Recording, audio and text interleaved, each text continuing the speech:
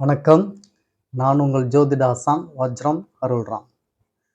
உறவுகளே, இன்று நாம் பார்க்க இருப்பது நட்சத்திரங்களை பற்றி பார்க்கிறோம். இந்த நட்சத்திரங்கள் பஞ்சாங்கத்தின் ஓர் அங்கங்கள். அதாவது பஞ்சாங்க பாடத்திட்டத்தை நாம் பார்த்து கொண்டிருக்கிறோம். இந்த பஞ்சாங்கத்தில் இடம்பெறக்கூடிய 5 அங்கங்களில் 1 வாரங்கள் என்பதை பார்த்துவிட்டோம். 2 திதிகள் என்பதையும் பார்த்துவிட்டோம். 3 நட்சத்திரங்கள் என்பதை பற்றி தான் இன்று நாம் பார்க்க இருக்கிறோம். இந்த நட்சத்திரங்கள் என்பது மிகவும் சிறப்பு வாய்ந்தது, பலன்மிக்கது என்று சொன்னால் அது ஆச்சரியப்படுவதற்கில்லை. காரணம், இந்த நட்சத்திரங்களின் தன்மையை வைத்தே ஒரு செயல் சுப செயல் செய்வதற்கும் ஒரு செயல் அசுப செயல் செய்வதற்கும் நாம் தீர்மானிக்கிறோம். அந்த அளவிற்கு நாம் செய்யக்கூடிய செயலை தீர்மானிக்கக்கூடிய தன்மை உள்ள அந்தஸ்து பெற்றதுதான் இந்த நட்சத்திரங்கள் என்று சொல்கிறோம். இந்த நட்சத்திரங்கள் சுப நட்சத்திரங்கள், அசுப நட்சத்திரங்கள் இவைகள் ராசி மண்டலத்தில் எப்படி இடம் பெறுகின்றது, இவைகளின் தன்மைகள் என்ன, இவைகள் பலன் எவ்வாறு தருகிறது, இன்னும் சொல்லிக்கொண்டே போகலாம். நாம் ஒவ்வொன்றாக பார்ப்போம். அவைகளை நாம் பார்ப்பதற்கு முன்னால் புதிதாக நமது சேனலை பார்க்க வந்திருக்கும் மாணவர்களாகட்டும் மற்றும் உறவினர்களாகட்டும், உறவுகளே, நீங்கள் நமது சேனலை புதிதாக பார்க்கிறீர்கள் என்றால் உங்கள் நண்பர்கள், உறவினர்கள், சொந்தம் பந்தங்கள் மற்றும் அக்கம் பக்கத்தினால் இருக்கக்கூடிய அனைவரிடத்திலும் நமது சேனலை எடுத்துச் சொல்லி அவர்களையும் சப்ஸ்கிரைப் செய்ய சொல்லுங்கள். காரணம் உறவுகளே, நாம் ஸ்ரீ ஜெயகௌரி ஜோதிடாலய நிறுவனம் ஒன்றை நடத்தி கொண்டு வருகிறோம். அந்த நிறுவனத்தின் வழியாக நம்மால் முடிந்த உதவிகளை இல்லாதவர்களுக்கும் இயலாதவர்களுக்கும் ஏழை எளியவர்களுக்கும் செய்து கொண்டு வருகிறோம். அது மட்டுமல்லாமல் ஆலய தொண்டுகள், ஆலய பணிகள், வேள்வி வளர்ப்பது, ஹோமம் வளர்ப்பது, இது போன்ற நற்காரியங்களையும் நாம் செய்து கொண்டு வருகிறோம். நாம் செய்வதனால் கிடைக்கப்பெறும் பலன்கள் அத்துணையும் கௌரி ஆன்மீக சேனலின் பார்வையாளராக இருக்கக்கூடிய உங்கள் ஒவ்வொருவருக்கும் கிடைக்கப்பெற வேண்டும் என்ற எண்ணத்தில்தான் அவ்வாறு சொல்கிறேன்.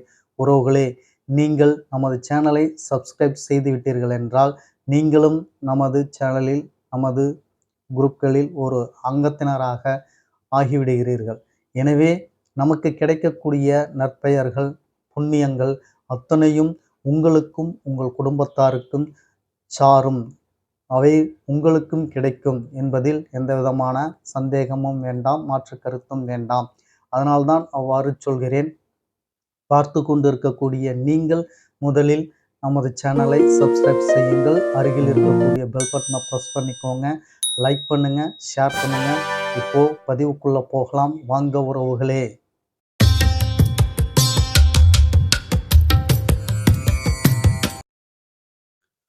உறவுகளே, இந்த நட்சத்திரங்கள் என்பது வான்வெளியில் இருக்கக்கூடிய நிலைப்பாடுதான். இவைகளை நீங்கள் நிறைய பார்த்திருக்கலாம். இந்த நட்சத்திரங்கள் எவ்வாறு நமது வாழ்க்கையில் பலன்களை தருகிறது, நம் வாழ்க்கையை எவ்வாறு அது நற்பலன்களையா தீய பலன்களையா கொடுத்து நம்மை அது ஆளுகிறது என்பதை பற்றியெல்லாம் இந்த நட்சத்திரங்களை பற்றி, இவைகளின் தன்மைகளை பற்றி அறிந்தால்தான் அதை நீங்கள் உணர முடியும். எனவே இந்த நட்சத்திரங்களை நாம் பார்ப்பதற்கு முன்னால் ராசி மண்டலத்தை பற்றி நீங்கள் தெரிந்து கொள்ள வேண்டும். ராசி மண்டலம் என்றால் என்ன? ஜனன ஜாதகத்தில் கட்டங்கள் போட்டு ராசி என்று நடுவில் எழுதியிருப்பார்கள். எல்லோரும் நீங்கள் பார்த்திருப்பீர்கள். பார்க்காதவர்கள் தெரிந்து கொள்ளுங்கள். ராசி கட்டம் என்பது இப்படித்தான் இருக்கும். இந்த ராசி கட்டத்தில் நடுவில் ராசி என்று எழுதியிருப்பார்கள். இன்னொரு ராசி கட்டத்தில் நவாம்சம் அல்லது அம்சம் என்று எழுதியிருப்பார்கள். இந்த ராசி கட்டம்தான் ஜாதகத்தை உறுதிப்படுத்துவது. இந்த ராசி கட்டம்தான் உங்களின் தலையெழுத்து என்று சொல்லலாம், பிராப்தம் என்று சொல்லலாம். இவைகள்தான் உங்களுக்கு என்ன பலன் நடக்கும், என்ன உங்களுக்கு கிடைக்கும், அது எப்பொழுது எங்கு நடக்கும், என்பதை பற்றி நீங்கள் அறுதியிட்டு தெரிந்து கொள்ள இவைகள்தான் உங்களுக்கு உதவி செய்யும். சரி, இந்த ராசி மண்டலம் என்பது 360 பாகை கொண்ட அளவு. ஒரு வட்டமாக 360 பாகை கொண்டது ஒரு வட்டம். இந்த வட்ட வடிவில் இந்த 12 ராசியாக பிரித்து கொடுத்திருக்கிறார்கள் இந்த 360 டிகிரியை. அதில் ஒவ்வொரு ராசிக்கும் 30 டிகிரி என்று 12 ராசிக்கும் 360 டிகிரி நிறைவு செய்துள்ளார்கள். இந்த 12 ராசிகள் வட்டமாக இருந்த இந்த ராசி மண்டலத்தை சதுர வடிவில் நாம் இப்பொழுது நடைமுறையில் பயன்படுத்தி கொண்டிருக்கிறோம் அல்லவா? இந்த சதுர வடிவில் கொண்டு வந்து அதை மாற்றியதனால், ஜோடித்ததனால் அதை ஜோடியாக் என்று நாம் சொல்கிறோம். வட்ட வடிவில் இருந்த ராசி மண்டலத்தை சதுர வடிவில் நாம் ஜோடித்து கொண்டதனால் இதை ஜோடியாக் என்று சொல்கிறோம். இந்த கட்டத்தில் ஒவ்வொரு ராசியும் 30 டிகிரியாக பிரித்து 12 ராசிகளுக்கு 360 டிகிரி என்பதை நிறைவு செய்துள்ளார்கள். இந்த ஒவ்வொரு ராசியிலும் நட்சத்திரங்கள் பங்கு வகிக்கின்றன. ஒவ்வொரு ராசிக்கும் 2.25 நட்சத்திரங்கள் இடம்பெறுகின்றன. அப்படி நீங்கள் கணக்கு செய்து பார்த்தீர்கள் என்றால் 12 ராசிகளுக்கும் 27 நட்சத்திரங்கள் உங்களுக்கு பூர்த்தியாகும்.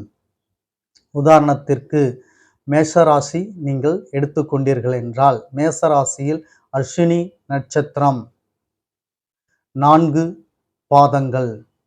ஒரு நட்சத்திரத்தின் அளவு என்பது 13.20 பாகை கொண்டதுகளாகும். அவைகளை 4ஆக பிரிக்கும் பொழுது 3.20 சில்லற கலைகளாக ஒரு பாதத்திற்கு பிரித்து கொடுத்திருக்கிறார்கள். ஒரு நட்சத்திரத்திற்கு 4 பாதங்கள். அதன் வீதமாக ஒரு ராசியில் 2.25 நட்சத்திரம். அஸ்வினி 4 பாதங்கள். அதன் பிறகு பரணி 4 பாதங்கள். அதன் பிறகு கார்த்திகை 1 பாதம்.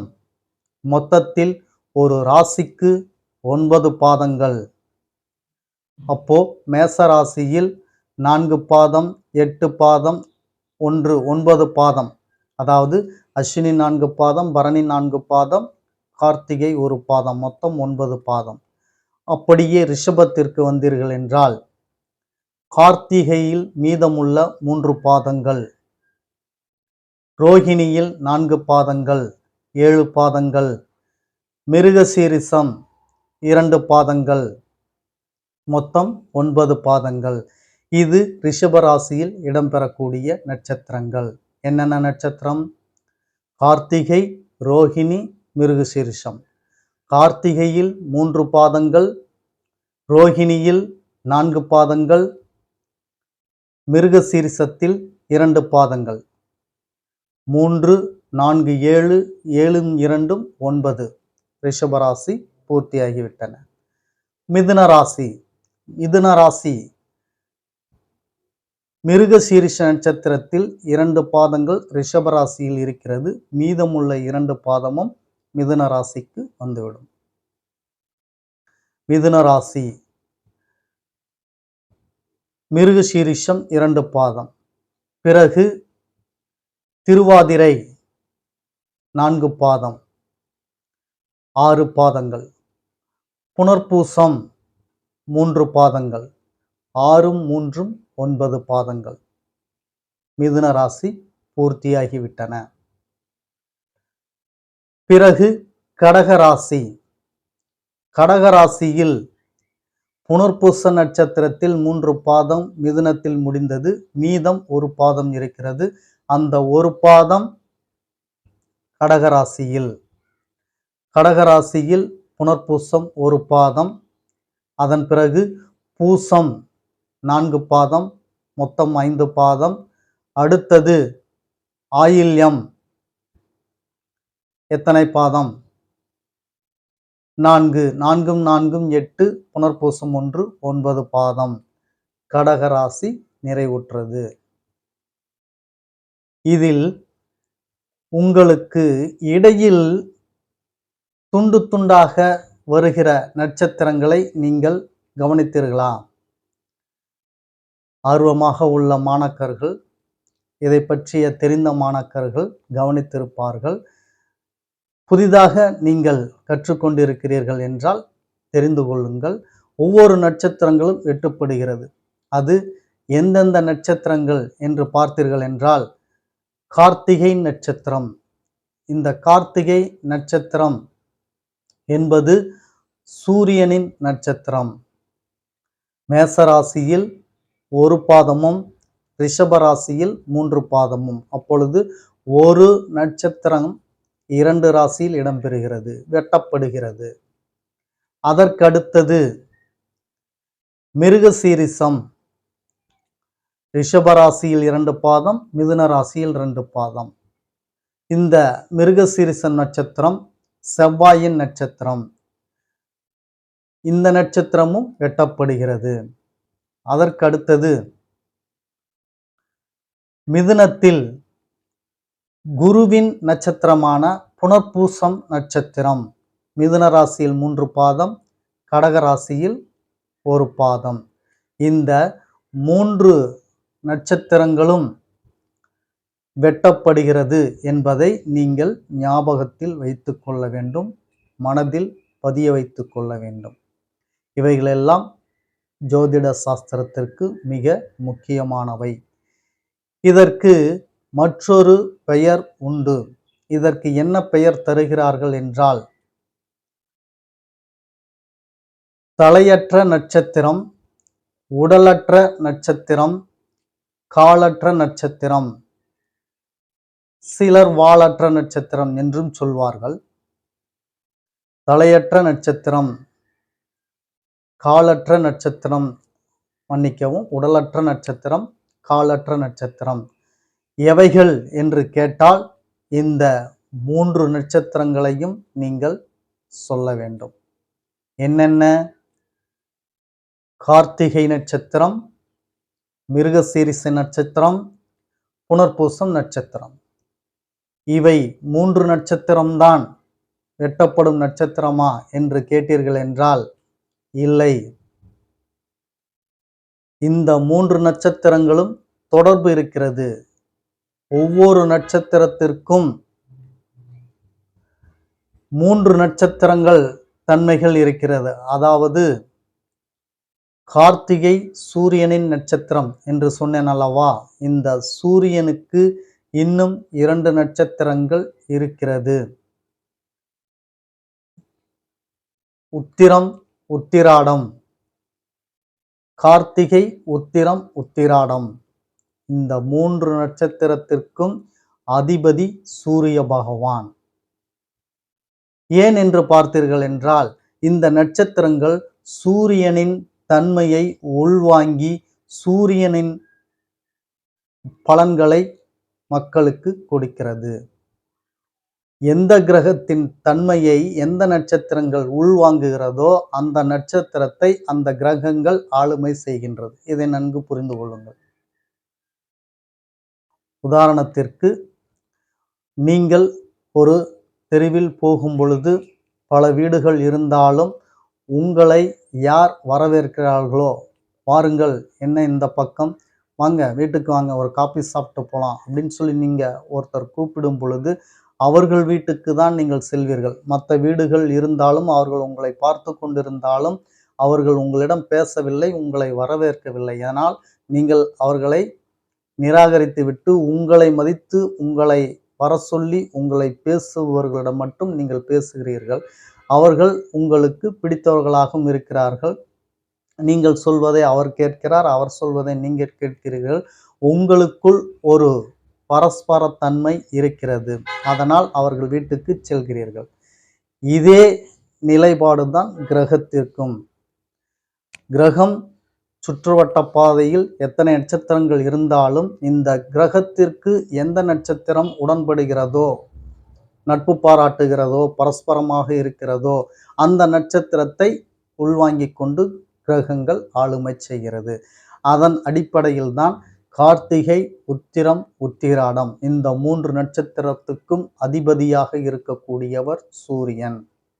அப்போ வெட்டப்படக்கூடிய நட்சத்திரங்கள் கார்த்திகை மட்டும்தானா என்றால் இல்லை, உத்திரம் நட்சத்திரமும் வெட்டப்படும், உத்திராட நட்சத்திரமும் வெட்டப்படும். அதேபோல்தான் செவ்வாய் நட்சத்திரமான மிருகசிரிசம், சித்திரை, அவிட்டம் இந்த 3 நட்சத்திரங்களும் வெட்டப்படும். இதற்கு அதிபதி யார் சொல்லுங்கள்? முன்பே சொல்லியிருக்கேன் அல்லவா? சொல்லுங்கள் பார்க்கலாம். ஆமாம், செவ்வாய். செவ்வாய் அதிபதி. செவ்வாயுடைய நட்சத்திரங்கள் மிருகசிரிசம், சித்திரை, அவிட்டம். அதன் பிறகு காலற்ற நட்சத்திரம் என்று சொல்லக்கூடிய புனர்பூசம். புனர்பூசம் குருவின் நட்சத்திரம். புனர்பூசம், விசாகம், போரட்டாதி இந்த 3 நட்சத்திரங்களும் வெட்டுப்படும். நீங்கள் ராசி கட்டம் போட்டு ஒவ்வொரு ராசி கட்டத்திலும் நான் சொன்னது போல் 2.25 நட்சத்திரங்களை பூர்த்தி செய்து ஒரு நட்சத்திரத்துக்கும் 4 பாதங்கள் என்று போட்டுக்கொள்ளுங்கள். அந்தந்த ராசியில் 2.25 நட்சத்திரம் வரும்படி நீங்கள் அமைத்துக் கொள்ளுங்கள். அதாவது 9 பாதங்கள் இருக்கும்படி போட்டுக்கொள்ளுங்கள். 12 ராசிகளுக்கும் நீங்கள் இதேபோல் 9 பாதங்கள் கொண்ட 2.25 நட்சத்திரங்களை நீங்கள் அடைவு செய்தீர்கள் என்றால் யாருக்கு சரியாக வருகிறதோ அவர்கள் தெளிவாக பாடத்தை புரிந்து கொண்டீர்கள் என்ற அர்த்தம். இன்று நாம் பார்த்தது நட்சத்திரத்தின் தன்மைகளை பார்த்தோம். அதற்கு ஆதாரபூர்வமாக இருக்கக்கூடிய ராசி மண்டலத்தை பார்த்தோம். ராசி மண்டலம் வட்ட வடிவில் இருந்தக்கூடியதை நாம் சதுர வடிவில் ஜோடித்து கொடுத்ததனால் அதை ஜோடியாக் என்று சொல்கிறோம். ஒரு ராசிக்கு 30 டிகிரி, ஒரு நட்சத்திரத்துக்கு 13.20 பாகை கலைகள், ஒரு நட்சத்திரத்துக்கு ஒரு பாதத்தின் அளவு 3.20. இது போன்ற ஏராளமான தகவல்களை இன்று நீங்கள் தெரிந்து கொண்டீர்கள் உறவுகளே. இதனுடைய தொடர்ச்சி நாளை பார்க்கலாம். அதுவரை உங்களிடமிருந்து நான் விடைபெறுகிறேன். ஒரு விண்ணப்பம், உங்களுக்கு பாடம் புரிகிறதா, புரியவில்லையா, பாடம் நன்றாக இருக்கிறதா, எந்த விதமான ஒரு கருத்துக்களையும் எதுவும் நீங்க கமெண்ட்ல சொல்றதில்ல. தயவு செய்து உங்களது விருப்பத்தை கமெண்ட்ல சொல்லுங்க. பாடத்தை சார்ந்து அது எனக்கு ஊக்கமாகவும் மகிழ்ச்சியாகவும் இருக்கும். மென்மேலும் உங்களுக்கு நான் சிறப்பாக பாடத்தை எடுத்து கொண்டு செல்ல அது பெரிதும் உதவும். எனவே உறவுகளே, கமெண்ட்ல உங்களுடைய விருப்பங்களை சொல்லுங்கள். அடுத்த பதிவில் உங்களை சந்திக்கும் வரை நன்றி, வணக்கம் சொல்லிக்கிறேன் உறவுகளே.